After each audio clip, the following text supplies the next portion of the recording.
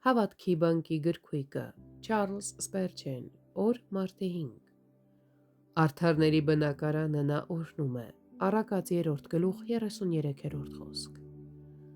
Արդարը վախենում է Տիրոջից, ուստի գտնվում է աստվածային պաշտպանության տակ, նույնիսկ իր և իր ընտանիքի տանիքի հարցում։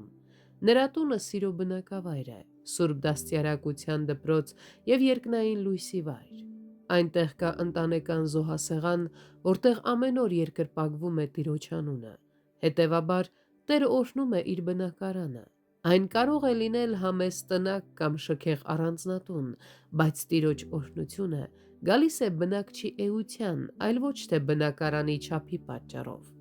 Ամենաօրհնված տունն այն է, որտեղ Տերը և տիրուհին աստվածավախ մարդիկ են, բայց անգամ որդին կամ դուստրը, կամ նույնիսկ ծառան կարող են օրհնություն բերել ամբողջ տնային տնտեսությանը։ Տերը հաճախ պաշտպանում, բարգավաճում և հոգ է տանում ընտանիքի մասին նրա մեկ կամ երկու անդամների շնորհիվ,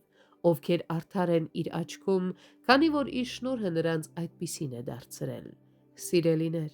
եկեք ընդունենք Տեր Հիսուսին որպես մեր մշտական հյուր, ինչպես Բեթանիայի քույրերը, և այդ ժամանակ մենք իսկապես կօրհնվենք։ Եկեք արդար լինենք ամեն ինչում, մեր գործարքներում, ուրիշների մասին մեր դատողություններում, մեր հարևանների հետ մեր վարվելակերպում և մեր անձնական բնավորության մեջ։ Արդար Աստվածը չի կարող օրհնել անարդար գործարքները։